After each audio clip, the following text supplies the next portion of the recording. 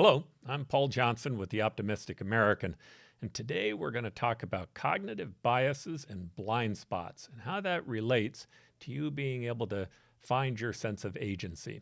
I'm here today with Dr. Emily Bashah, who has been not only one of the co-hosts of this show, but she also was one of the co-authors of our book, Addictive Ideologies. Now, blind spots play an incredible role in your life. They play a role in your romantic life. They play a role in your business. They play a role with your employer. They also play a role in your politics. I think you'll find today's shows interesting. Again, we're doing this work to help you find your sense of agency, to try to help make you more productive and to make your life richer. If you support our work, I hope that you'll press that subscribe button. It doesn't cost you anything, but it definitely helps us be able to get our message out to more people. Now, today, again, I'm here with Dr. Emily Bashah. I'd like to welcome you here as we talk about hope.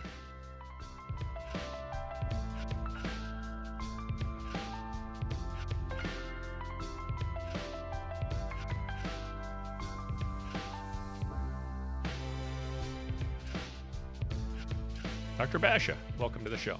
Okay, I'm going to start this show with one of my favorite movies, The Matrix.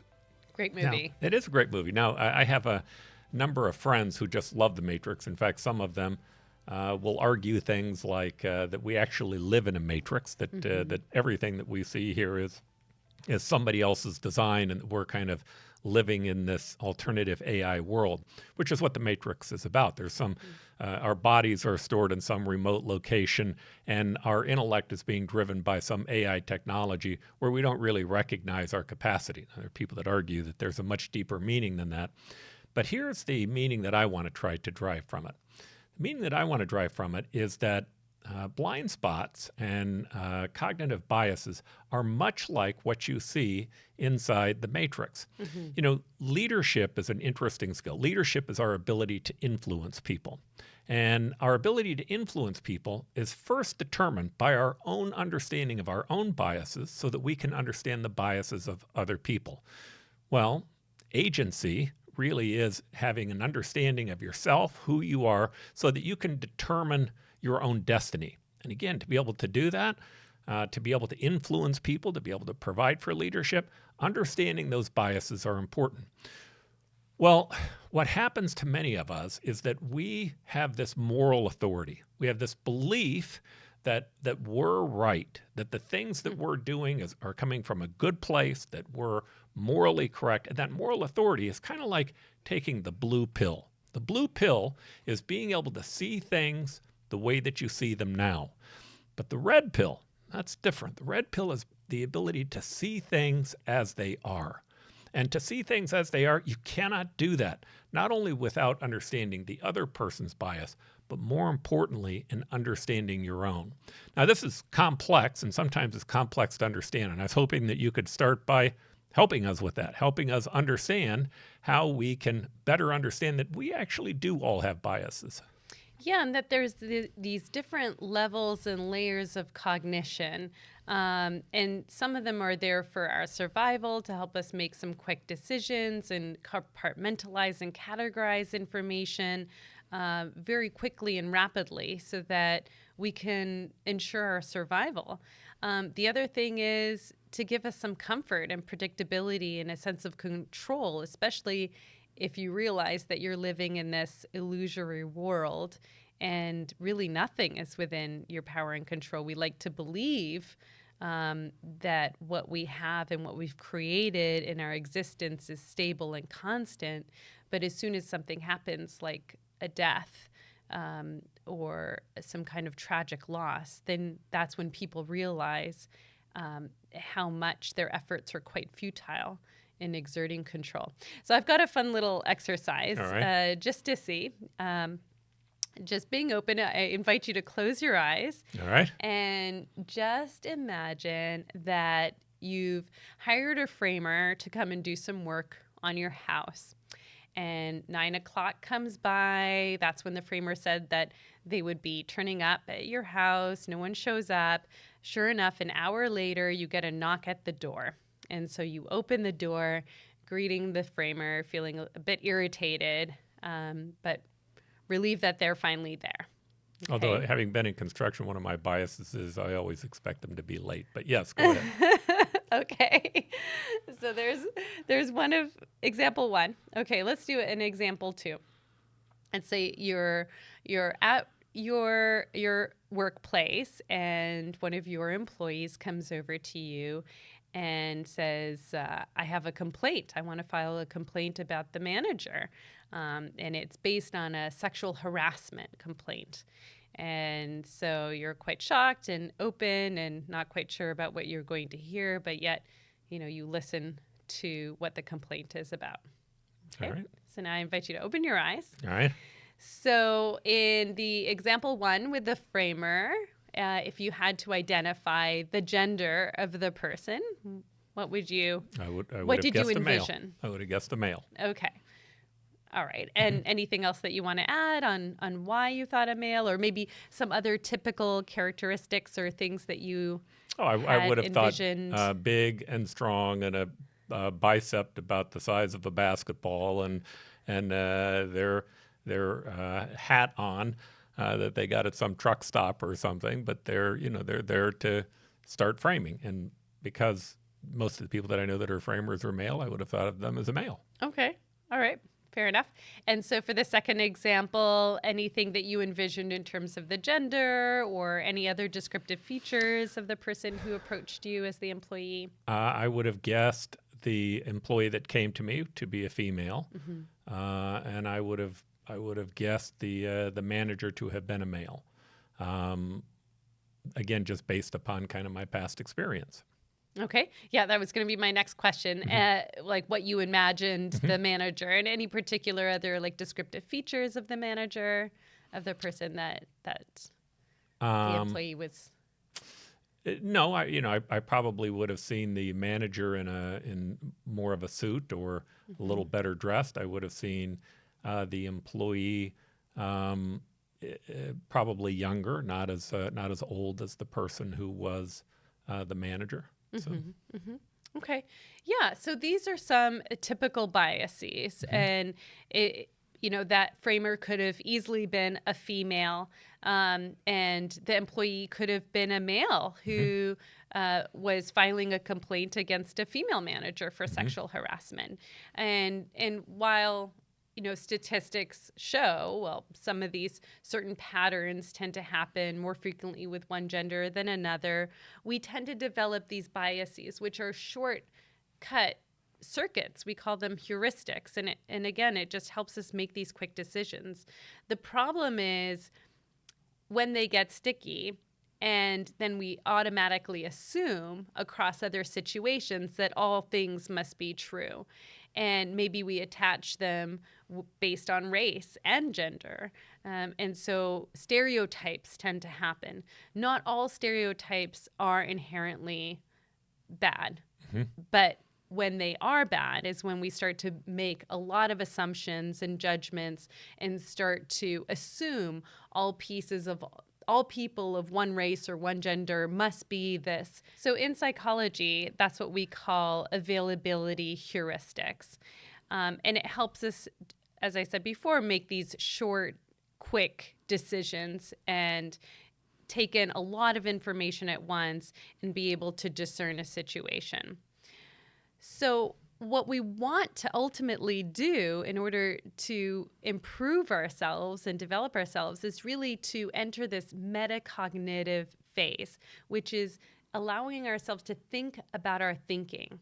So not just to act on habit and act on these patterns, because then we're led to these false positives and assuming things to be accurate and true when they're really not. So if I were to give you that example all over again, how might you think about that differently? Oh, I'd immediately make certain that I thought about a female as being a possibility for the framer and for the manager, and a male being the possibility for the person that was being sexually harassed. Yeah, so you're not going to be walking into that trap again. You're going to be opening yourself up to different possibilities and maybe catching yourself when you are stereotyping. And this is what we ultimately want people to do. Even in work I do with like conflict resolution, or even like with race relations, there's some research on this, is catch yourself when you're talking and even bring that into the conversation and say, you know what, I'm sorry. I just realized I said this. And now that I'm hearing myself say it doesn't sound right. It sounds biased. And I just want to apologize because I realize this is coming from a discriminatory perspective. Let me correct myself, and just have the courage to be able to do that. And hopefully that person is going to be forgiving. Most likely they will be. And then you can proceed. But you're going to learn from that because now you're starting to make these inherent changes in your behavior, which is then going to influence your thinking. Okay, so this ties into a lot of the work that we did in the book, Addictive Ideologies.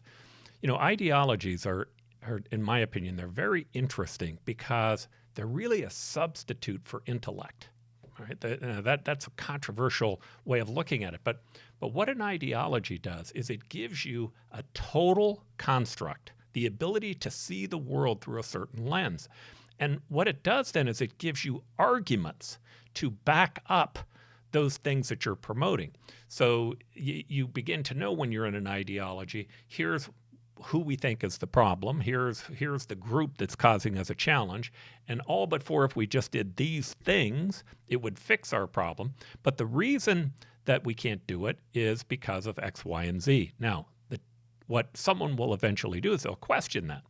In a good ideology, you've given your followers the ability to answer those questions. Right? And you answer those questions through the bias of what you laid out in the ideology. The most important thing, though, that's coming from this is this feeling of being right. It's this need to being right. I know that in many arguments, when you get into a debate politically, there's an incredibly good feeling to know I won the debate, or the reporter was trying to question me and I was able to give them an answer that made it difficult for them to find their way out of. And I'm sure the reporter feels the same way. That's right? Invincibility. Yeah, right? There's this, and that has an emotional impact on you. I know that you've talked in the past about what's happening neurologically inside the brain. Maybe you can help us understand that. Yeah. So what happens when you feel like you're winning an argument?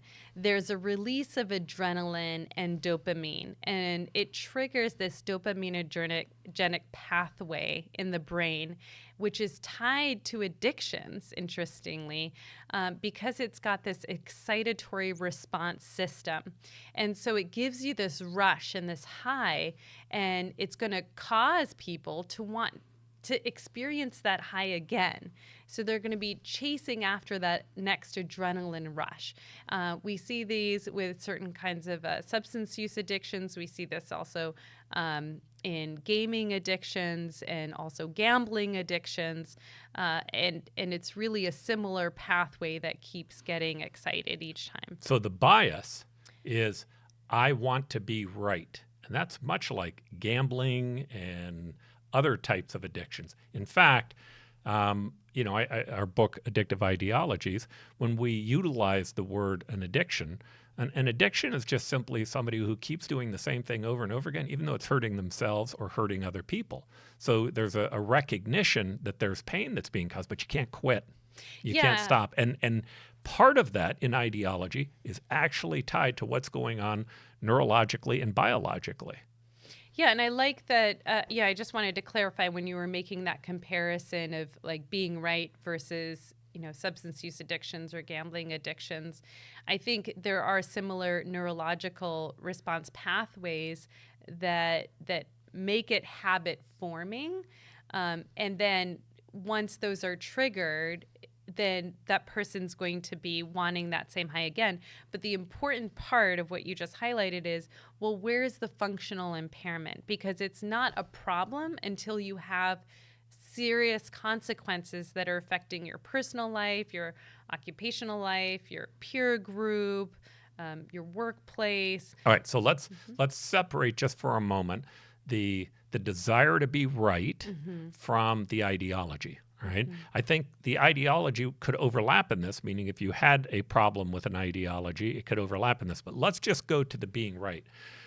Where are all the areas that being right can affect your life, the need to continue that dopamine high that you're getting, that adrenaline high that makes you want to be right. I mean, certainly it has an effect on your romantic relationships, I would guess.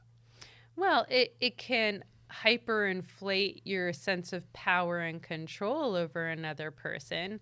And I think you're less likely to be open to love and connection and intimate bonding and openness and listening when really you're just wanting to superimpose your judgment and power over another person or your superiority over another person. And we see that all the time in relationships. It just creates a certain dynamic, but it's not equal. So I think that's interesting that you brought that up, because what is the counter to this, right? Meaning if you're gaining a biological high from the adrenaline and the dopamine that's been released, we know in our book, I think it was our 5th ideal, was love and connection.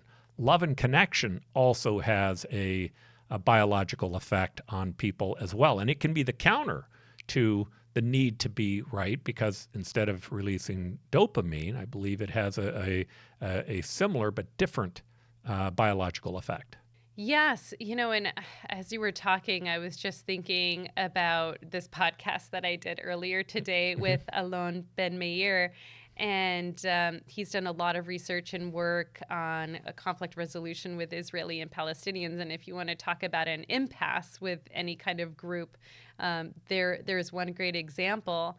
And so one of the things that we were talking about was, how do you get people from being so stuck and righteous in wanting to prove that they're right and in defense of themselves, to being open and receptive and listening and willing to negotiate, being willing, not just seeking retribution, but also like open to restoring justice. And so that's part of that love and connection. I mean, that's an extreme form, especially if we're trying to use the Israeli-Palestinian conflict. But I think inherently as a human principle, it is the same thing. And so when a person is in that place of being righteous, they've got this buffer against being open and listening and understanding and empathic, and with a shared mutuality and connection with another human being.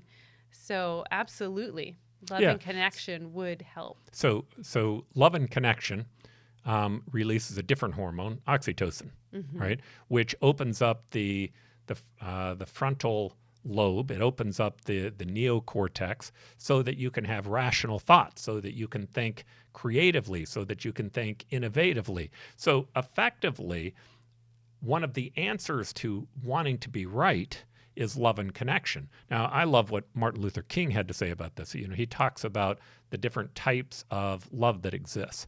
The Greeks said that there were 7 types, although Martin Luther narrowed it down to 3. The 3 types that Martin Luther talked about, the first one was romantic love, but then he talked about philia, and philia is like Philadelphia. It's the idea that there's a brotherly love that we can have. But the third one is agape. It's the idea that we can actually love people that we don't even know, people that are actually our enemies. Again, what I find to be fascinating is there is a feeling that comes from that is just as big a high as the high that you get from being right. There's something that's happening in the brain chemically to be able to address this. Yes, absolutely, Paul. So think about it this way. If you're getting ready for battle and you're in the fight mode, you're amped up. Your cortisol levels are high. You've got this stress response system. You've got your adrenaline rushing through your body. You're not going to be open for love and connection. You're ready to go to war and fight in battle.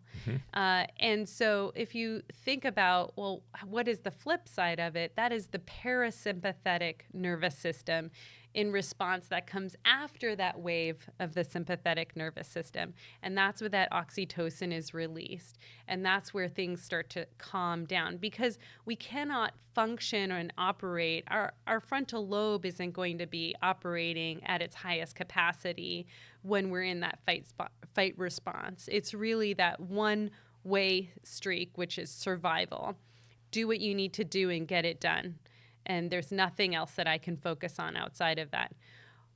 once the battle is done and things are calmed down and the parasympathetic nervous system is down and you no longer feel that threat and that paranoia and defensiveness, that aggressiveness and that hostility has tempered down, now there's more openness. Yeah, and it's when you think about like the defenses. First, what's the defense to the person who has this need or this demand to be right? One of the defenses is for you to argue with them because you want to be right. By the way, they say that the hormones that are released when you're actually proved wrong actually have a physical element to them. It feels like you're suffering physical pain from the hormones that are released. But the point is that with the desire to be right, oftentimes comes from a very dark place. It's a dark place that is sometimes angry, sometimes self-righteous. It's certainly not thinking about the other person and where they're coming from, but more importantly, it's not even thinking about where you're coming from and the biases that you have and the things that you can't see. The counter to that is we all want to be right. So does the other side. The other side wants to be right as well. And so that ends up in a conflict. But when you add love to it, when you go the other direction, there's almost no defense to love. It almost doesn't exist, right? So what Martin Luther knew was that Martin Luther King, when they were going up on that bridge in Selma, was that there were people that they were going to meet that were going to yell at them, that were going to scream at them, that were going to shout racial epithets at them. And he knew that if they responded in turn, that what would happen is everybody else that was watching, number one, would say, well, I don't know who started this. I'm not sure the ones who actually caused the fight. If they fought back, they wouldn't know who started it. But when they only showed love and they only sang songs about forgiveness, man, it was really clear to the public. But more importantly, the enemy, they didn't know how to respond to it. They were taken back by it. That's been proven over and again in social movements. I mean, Gandhi proved the same thing, that if you really want to make change, there's no defense to love. There's no defense to forgiveness. And it actually has the same emotional effects on you. So again, let's take this now to things that are more personal. So where can this have an effect? Not just the idea of wanting to be right, but cognitive biases and blind spots. Well, they have an effect in personal relationships, romantic relationships. Romantic relationships very quickly boil down to who should have how much closet space, right? And when that begins to happen, you both think that you're right? That you're thinking, well, why wouldn't the male may think, why wouldn't I get 50% of the space? And the female's thinking, because you only have 10% of the clothes. Why would you get 50% of the closet space, right? You both are coming from this space of thinking that you have a need to be right. How do you fix that? You can't fix that by wanting to be right. You just can't. Who decides where to go for dinner? Who decides where to go for vacation? Who gets to decide how much sex you have? Yes. And so the challenge to that becomes the way that you're going to fix it is going to be to recognize your own bias and to understand where the other person's coming from. I see the same thing happening in politics. In fact, I would tell you politicians have a need to be right more than almost any other group. Right? Because when they're wrong, you punish them. When they're wrong, you unelect them. Well, and that need for self-preservation of your image is all you have. And that is such an illusion, if you want to talk about illusions. But what's fascinating about the politician is this, that need to be right. Oftentimes, they don't see how other people see them. They can't because they're not recognizing their own bias. They think, hey, I was right and people saw that. When really what's happening is people are watching them saying, oh my gosh, you're obnoxious. I don't even care if you are right. Oh my gosh, I can't believe you can't find a way to get along. Oh my gosh, I can't believe that you can't listen to other people. But that's not what's in the politician's mind. I promise you that. What's in their mind when they're winning that argument was that they won with their public. Because this narrow base who also wants to be right, this very small group of people that being right is much more important than being righteous, right? they're giving them feedback about how great a job they did. I was just going to say that. I'm glad you said, because they're just contributing to that false sense of righteousness, whatever we want to call it, because of how they're responding, because they want to get something out of that relationship. All right. Now, ideologies, a politician can be ideological, but so can anyone. Any person can be ideological. And the ideology serves a function. The function is it makes you look smart, right? That's how you feel about it. The fact that you can, if you're a communist, you can say, well, here's the problem. The problem is that there's an oppressed and an oppressor. And the oppressor is the capitalist. And the capitalist has been trying to take advantage of labor for a long time. And if we could just take over the means of production and take profit out of it, there'd be more to distribute amongst more people. Now, of course, there are arguments against that. One of them is, wow, that's been tried like a dozen times throughout world history. And every time they ended up murdering a bunch of people, right? And the answer is, well, just because Stalin did it and Mao did it and Pol Pot did it and almost every other communist leader, that doesn't mean that's how it has to work, right? So you begin to create these counter arguments so that you can provide your defense of what's happening. And sometimes the defense even becomes harder than that. Yeah, of course they did, because the people that they were murdering were evil, right? The ideology allows you to export that. All of us have good and evil inside of us. The ideology allows you to export that. What the ideology gives the person who is taking up that flag is the ability to come up with a very simple answer to very complex problems, and they feel like they look smart. But this is the truth. Smart people, they're usually not the ones that say they have all the answers. The smart people are the ones who are asking questions. They're trying to find constructive answers. They're listening to the complexities of all sides and trying to find common ground. Yeah, and they don't have that need for intellectual superiority. I mean, what you're describing really is a narcissist. And I think, and I say this to my clients who probably could use a healthy dose of narcissism, is to have some of those self-protective cognitive biases intact, so that they're not seeing the world so bleak and seeing such a destitute future for themselves, and diminishing of their own value. But the risk is, on the other hand, the pure narcissist, they're not really taking in all the facts and information that the environment is giving them.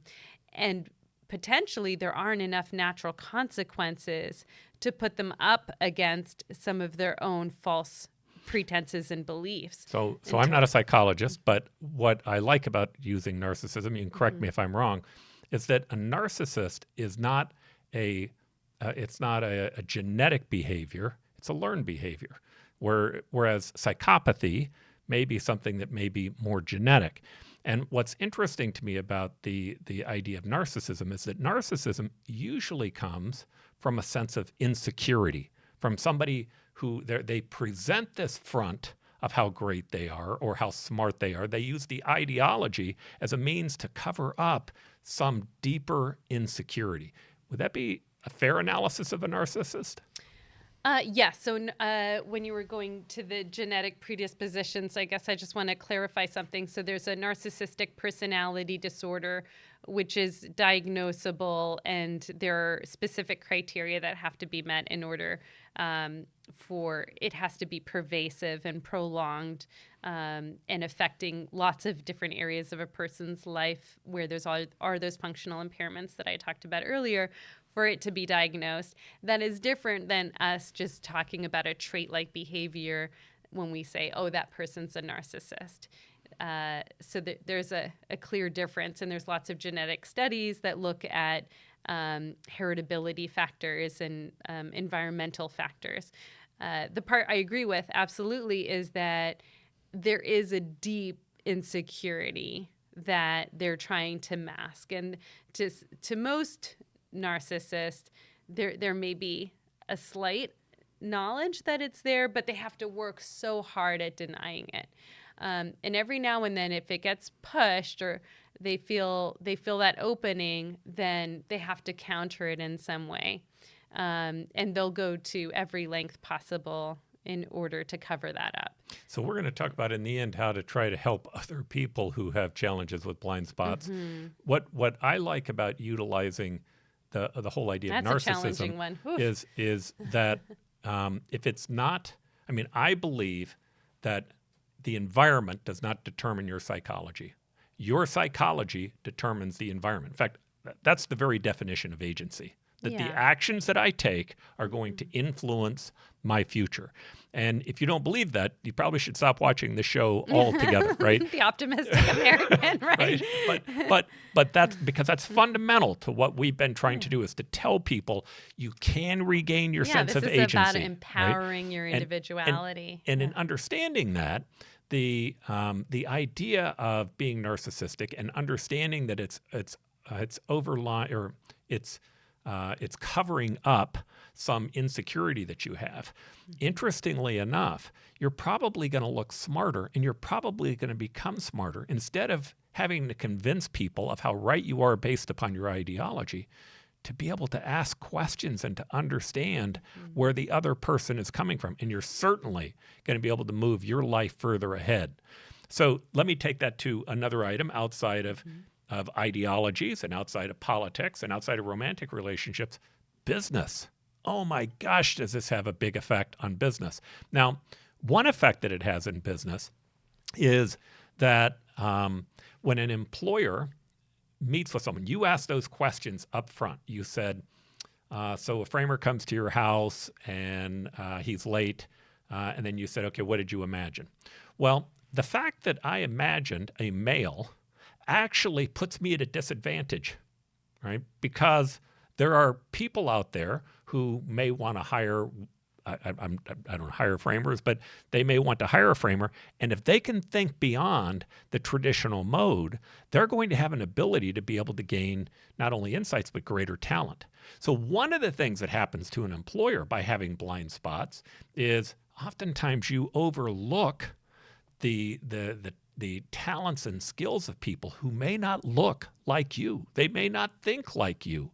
And by doing so, you're going to be able to gain some talent that maybe other people wouldn't gain. Yes, I often see that in the evaluations that I do for professionals who have met some kind of board complaint. Usually by the time they get to me, they've got all kinds of justifications and reasons and rationale for why either they engaged in the behavior that is being assessed and evaluated. They're not taking responsibility or being accountable for their behaviors, and they're refusing to see that there's this learning opportunity for them to grow. I also see it in the clinical work that I do, even with working professionals, where it's easier to just blame everyone else outside of them and not see what they've contributed to the problems that are manifesting in the relationship problems within their workplace and coworkers. So I was mentoring a young man today. He came to lunch with me, and he's a son of somebody who's worked for me for a very long time, and I love this. I was about to say this young boy, but he's not a young boy. He's a young man, and he's had some problems domestically with his significant other. He has a little boy. And he had some drinking issues, right? So the drinking issue caused him to get a DWI. And when he got the DWI, he came and met with me. Fortunately, I'm unpaid, right? I mentor, I don't know, hundreds of people I've mentored. But I don't get paid. I refuse to take money for it. I just do it based upon the best of my ability. You know, the mentoring group that I have. But sometimes people will call and ask me to be a part of it separately. And you know, the comment that I gave to him is he said, well, what I really need help on is a lawyer for the DWI. And I said, oh, then you missed it. You missed what you need help on.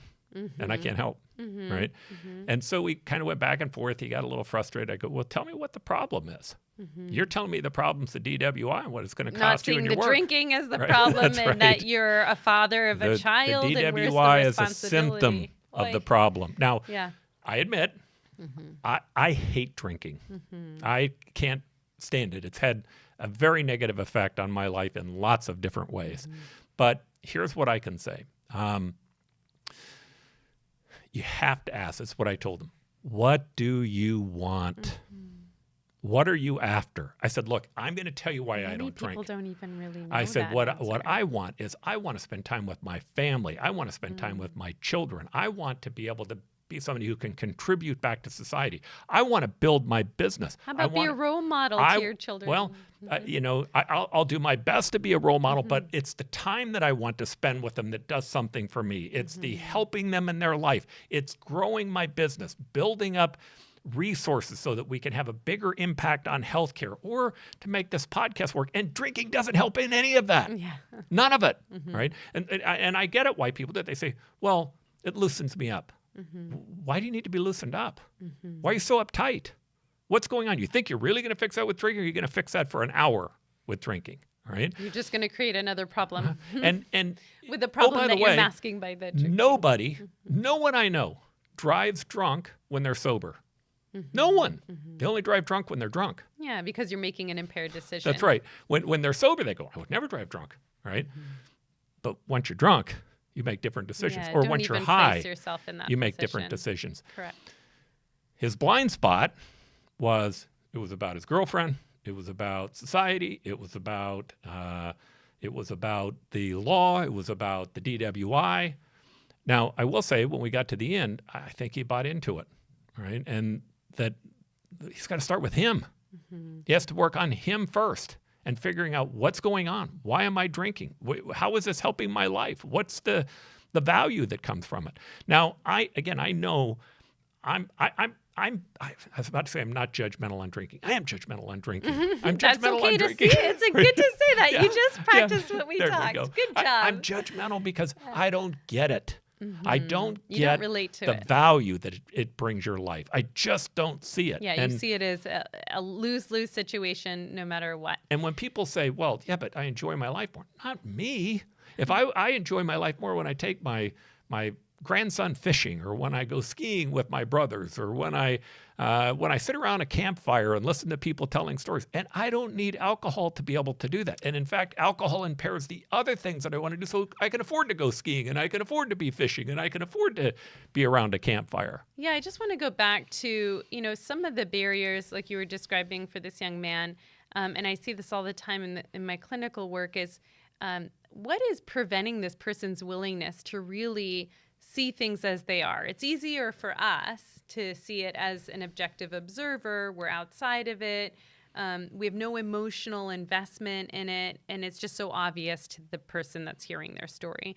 But for them, it's so hard for them to see. And I think some of the things that really act as barriers is either they don't have the ego strength to really tolerate what they're about to confront, because, as we talked about the narcissist, there might be like a deep, deep inherent insecurity, and they're constantly having to buffer up against that because they don't have that ability to really allow themselves to see the truth for what it is.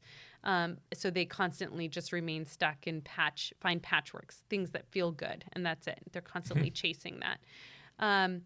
And the other part is like having that humility and that fortitude. You had talked about this the other day.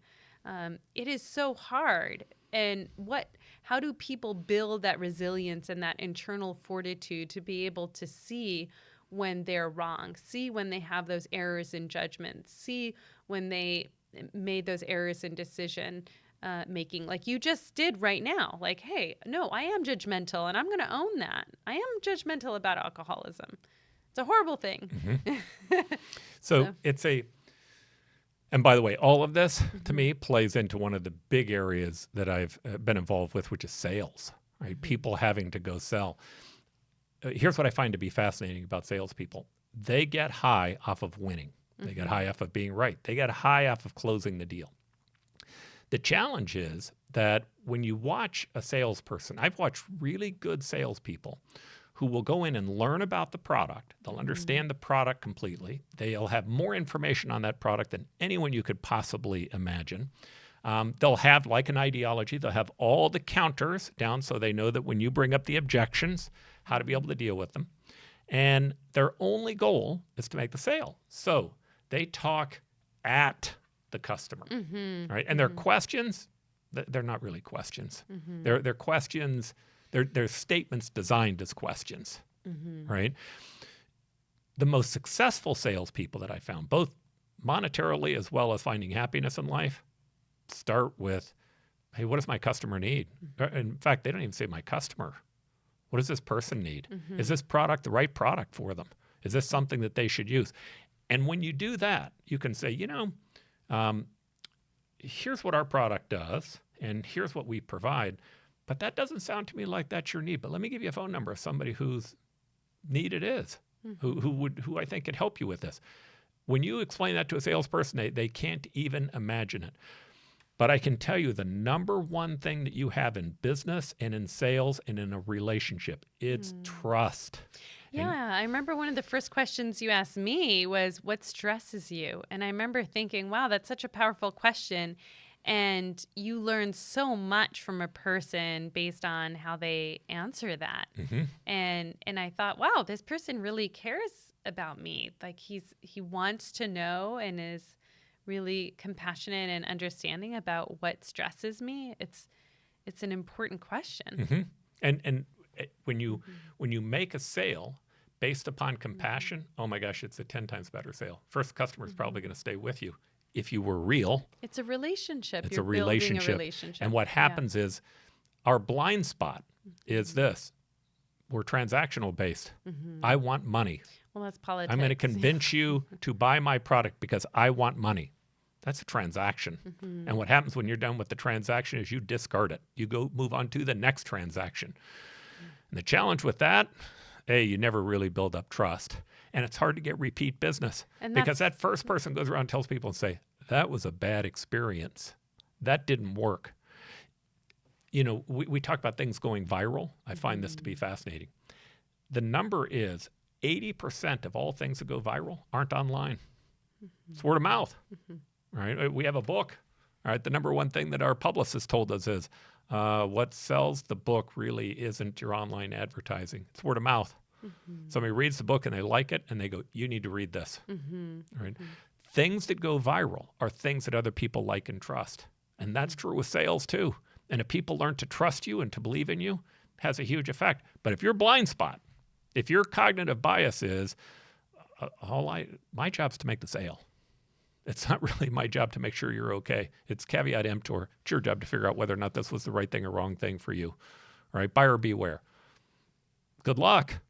Yeah, and going back to cognitive biases, it was interesting when you were talking about all the transactional relationship and discarding the person or the product as a result of the transaction going to the next one. I think, oh my gosh, you just summarized like how so many people are approaching sexual relationships today. And it's no wonder people are feeling very dissatisfied about their sexual relationships or intimate relationships because they are lacking of intimacy. Sex without intimacy is not a relationship. And there's nothing that is growing from that. You don't grow from that. And so what I inherently find is people are afraid of rejection. People are afraid of trust. So when you're saying, well, be open, build this trusting relationship. Well, if their blind spot is fear of rejection, fear of humiliation, don't open oneself up for intimate relationship and trusting relationship because, you inherently believe that people are untrustworthy, nor do you want to get hurt again because that's just painful. It's just better to be the person that discards rather than to be the one who's discarded. And so now you just get this competitive race for who's going to discard the other person first. And there are just so many people that find each other in that mess. Yeah, I find this is a little off point, but I still like it. I find men tend to say, well, sex and emotions don't go together. And it's almost always true. they're the ones who are the bigger emotional wreck Yeah. when it goes wrong. They can't then find connection. That's They're just lonely. mechanics. Yeah. Right. Now you're just dealing with anatomy and mechanics. There's nothing. There's no I think it's harder for men because they passion. don't understand they are connected. Now, this is a 63-year-old dinosaur that's about to tell you how I see the internet and online dating, but just put it in that category of Okay. online dinosaur, right? Through your own bias there. It's destroyed courting. It's just destroyed. I love the story in our book about your mom and dad, who, when they decided to date, the way they did it was they went on walks. Right. And if your grandfather hadn't have been murdered by Saddam Hussein, he would have walked behind them, right? But they went on walks and they talked about life and they talked about things that were going on and they got to know one another. That, I think women are attracted to that. I think men are attracted to Bumble, I think is the name of the app, right? Where you just, I don't know if you swipe left or right or how you do it, but the point is they just look at the app and they figure out who wants to hook up. Right. And then they do. And they hook up once and twice. And I've had friends tell me, oh, man, I can hook up every night if I want to. Right. By the way, it's far and away my most lonesome friends. Far and away.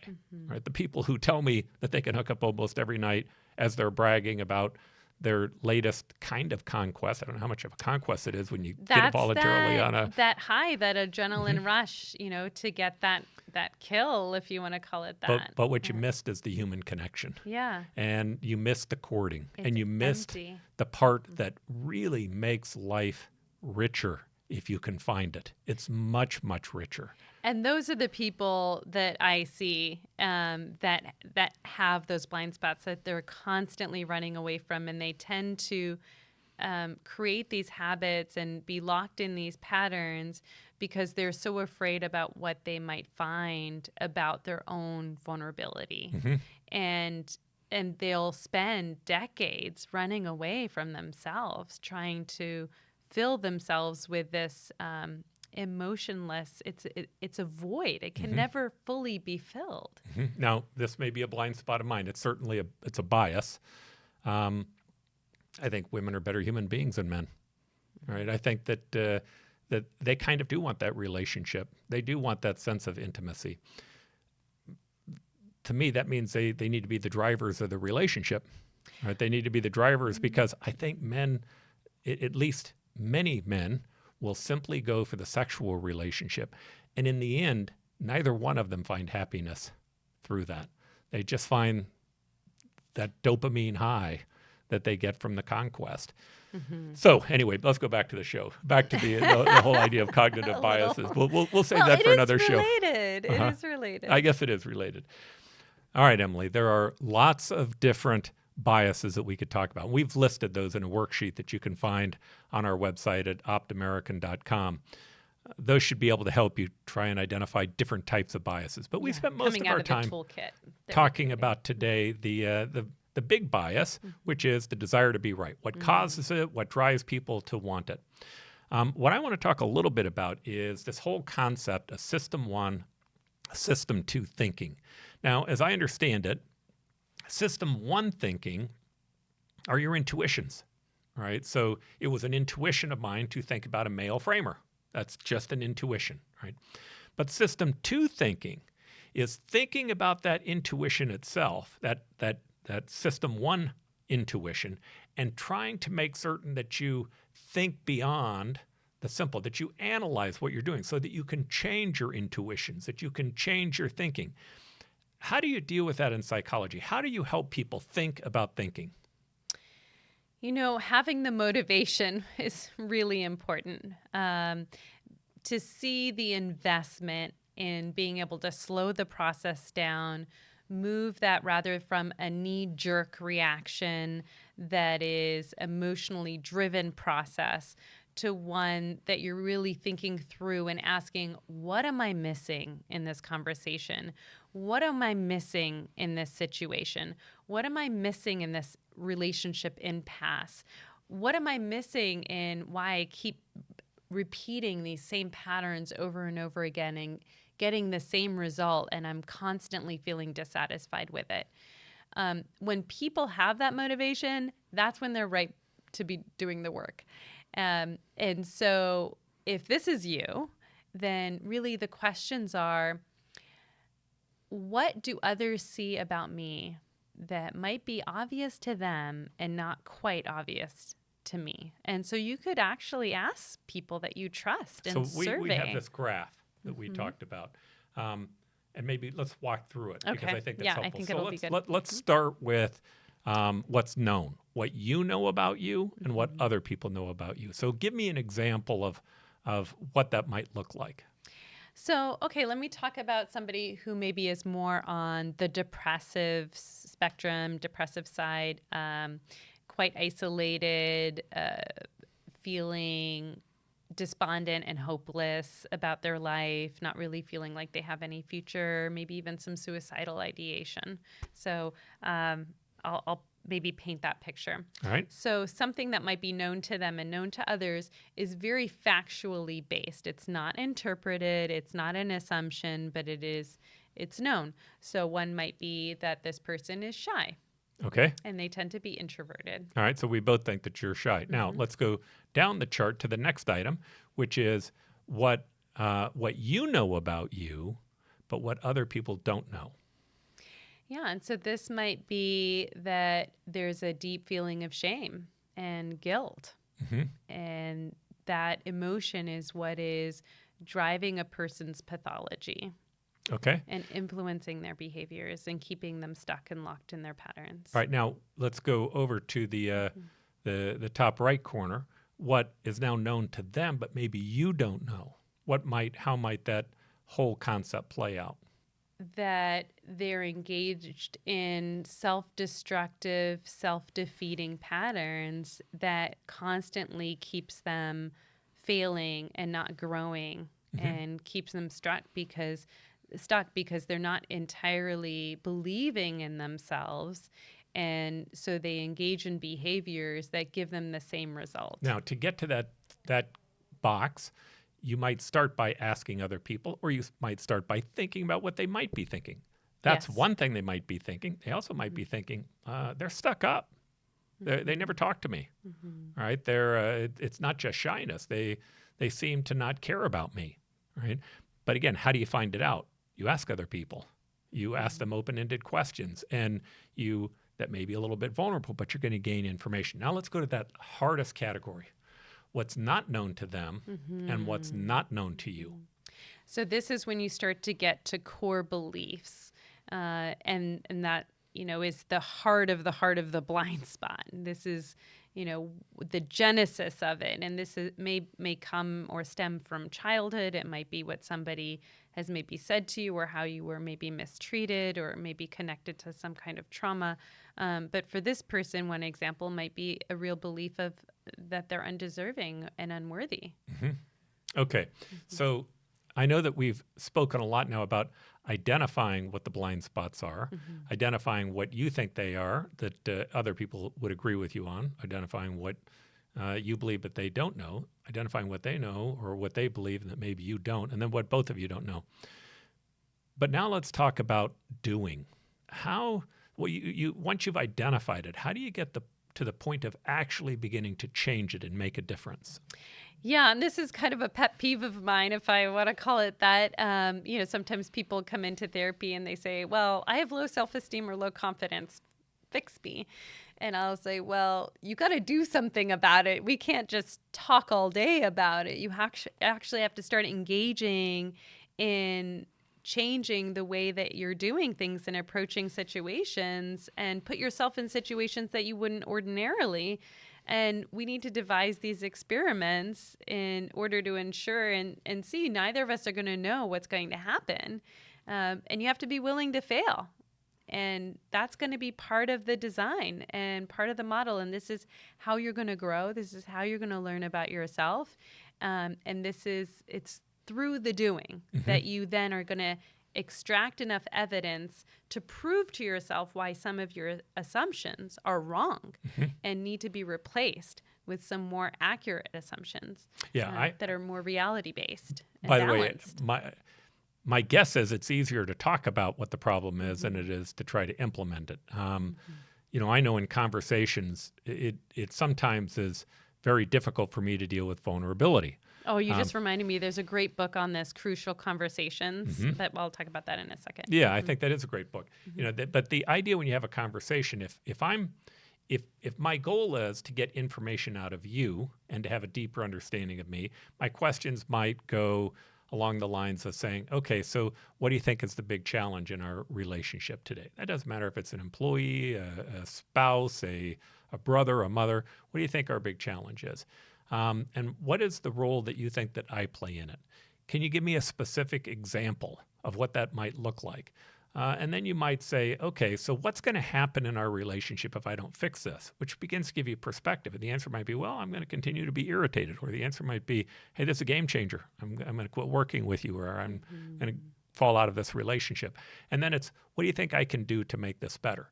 Now, the last thing that you would do in that is you would then say, okay, let me think about this. Any type of response back begins to invalidate the fact that you just cared about them. But that's a very different conversation than when you're trying to get to a constructive end. A constructive end, something where you're saying, look, I want to get to the point of being able to understand how we can fix this challenge. Well, that conversation starts with laying out facts and making certain there's an agreement on facts. Right. So if it's a project, or if it's a what happened at dinner last night when we got into an argument, it's staying away from the emotions, laying out the facts of what happened. Right. And then it's being vulnerable by saying, hey, this is how I felt. This is the effect that it had on me, and what happened when this took place. Then it's about trying to master your story, because they're going to respond to you with something that's negative. And this is from Crucial Conversations. My favorite part of the book, Crucial Conversations, is about the story that you tell yourself. So if the story in my mind is, last night you were mean to me, and that's because you're a terrible person. It's a guarantee, no matter what you say back to how I felt, that I'm going to, through that filter, say you're a terrible person, and here's why. This is why you're saying this. Well, the story that you need to tell yourself is, okay, they're going to come back with this. And when they do, I need to be able to see them as a person. And you need to create a story about them that gives them the benefit of a doubt so that you can understand it.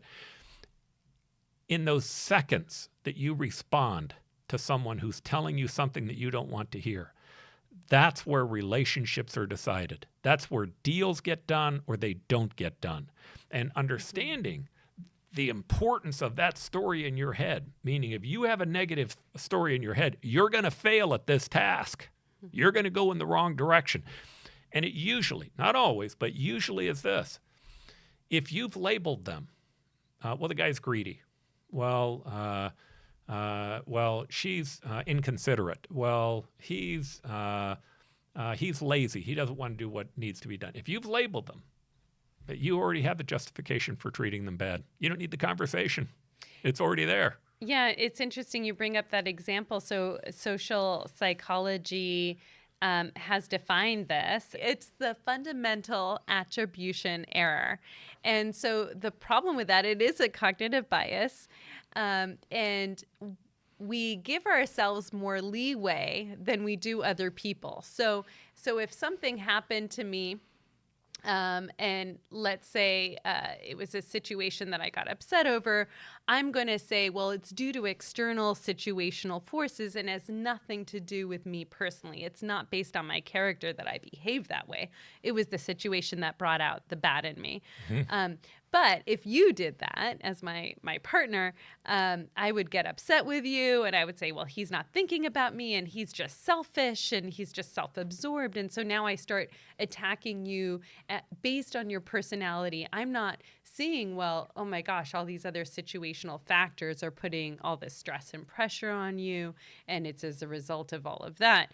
And that happens all the time. That is a human error. Yeah, and it's interesting because what I like about the way that you put that is the reverse of it is this. If I'm going to judge you by if I'm going to judge you by your actions instead of the environment, then I should judge myself by my actions and not the environment. If I'm going to judge me by the environment and not my actions, then I should judge you by the environment and not my actions. You should apply the same standard.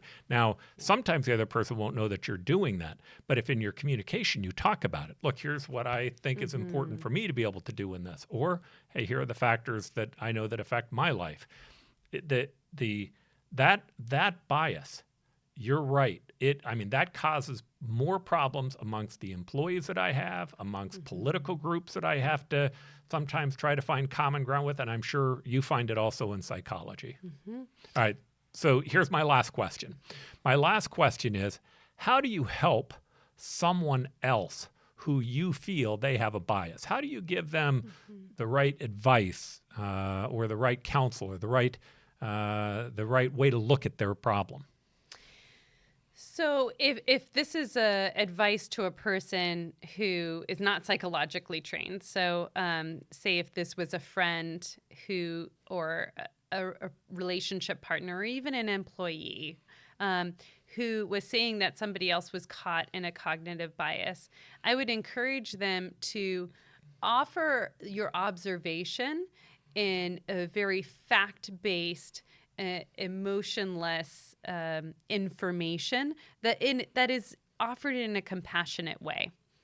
And you don't have to offer alternative perspectives, but by giving that person some of your objective observations, they're then now hearing information that maybe in the moment they might respond defensively, but in the privacy of their own personal space, they may reflect on it. So what I found in counseling people is it starts with this. No one wants to hear, especially if you're not a psychologist, but if you're a friend and a psychologist, no one wants to hear your analysis of them. It's a very tricky ground to be on to analyze your friend or your employee because that's how they feel. They feel judged. You may think, hey, I'm just looking at this in an unbiased way, which goes back to the whole argument of if you think that you're unbiased, you're the one with the problem. We're all biased. All of us have biases. Now, if you want to talk to someone about their bias, that can be complex, but in my experience, the best way to do it is two things. Start with talking about yourself, about areas where you've been biased and areas where you haven't been fair. So you're sharing that vulnerability first and then opening the pathway for the others to follow. Open it with a question. Do you think you have any? Do you think that you've been biased in any of the ways that you've looked at it? This is where I responded in a sexist manner. I felt ashamed and guilty about it. And I recognize that I do that, and I want to improve and benefit my relationships by being more aware. And so that causes me to have to be humble, to respond with humility. And I would tell you, you have to go beyond that. There are times when I will say something, and I know that it can be misinterpreted. I know that it could be misinterpreted from a gender standpoint. So I make a comment and I say, and I hope you don't misunderstand this, so that you understand that, that I'm not trying to see this in a sexist manner. Well, immediately, what's the other person potentially thinking?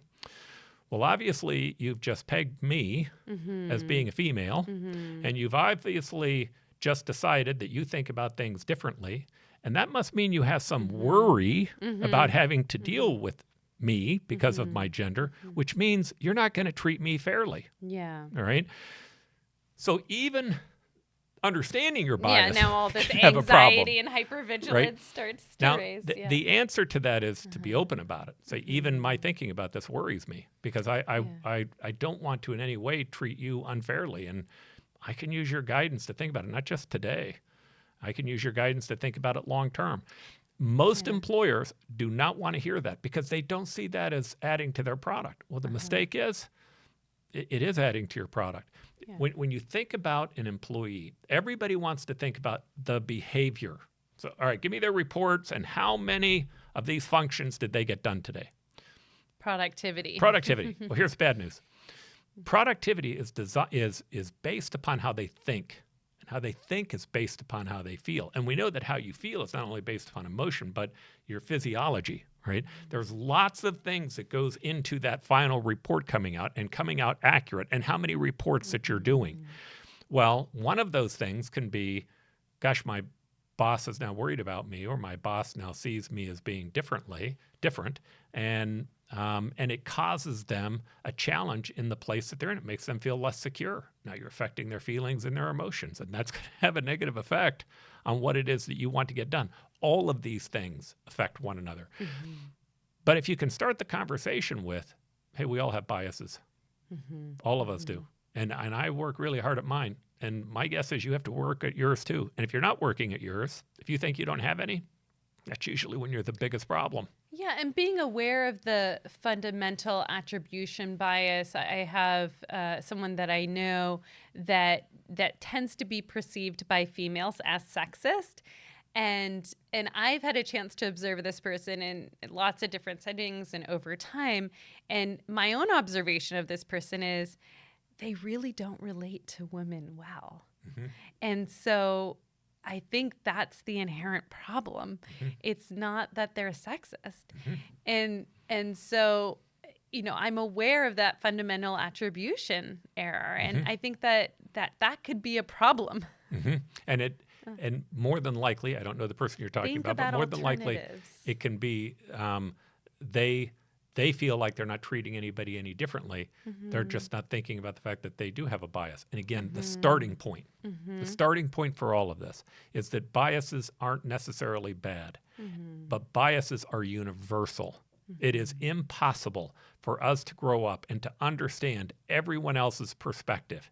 And if you can't understand their perspective, you have a bias. And it may cause harm without malicious intent. Like a person's defense may be, well, I wasn't intending on hurting that person on a basis of their sexuality, but it could still cause harm. And it can cause harm. And more importantly, when you're causing that harm, you're not getting what you want. Again, I start by asking, what do I want? What is it that I want out of my team, out of my company, out of my podcast? What is it that I want out of my relationship with my children and grandchildren and my spouse? And when you start by asking that question, you have to think about, well, how I communicate is going to matter. And if I communicate in a form that doesn't understand them and that thinks that I'm dealing with things rationally, they're dealing with things from a biased standpoint, you can bet I'm going to be misunderstood. I can't tell you how many employers that I hear them talk about their employees and they go, well, they know that I'm a leader and I call it like it is. By the way, that's one of the true tale signs that you have a bias. I call it like it is, right? No, you call it like you want it to be, right? Not how it is. Right. And what that does is the other people who are watching you, they're probably intimidated, so they shut up. But what they're really thinking is, no, you're just obnoxious. And arrogant. Right? And I need this job, so I'm going to shut up and do what I need to have done. Well, if your goal is, I just need to have this function performed so I can make my money, great. But if you're trying to change the world or make the world a better place or create a product that's going to really revolutionize the world and do something that's going to build great wealth as well as great impact, you need people right here. And without understanding where they're coming from, it's just not possible to get that done. Dr. Bashah. It's a lot of work for people here. A lot of work for people here. Dr. Bashah, thanks for being with us today. It was a fun show, and we'll be back with another one in this series of Finding Agency. Thank you. Thank you.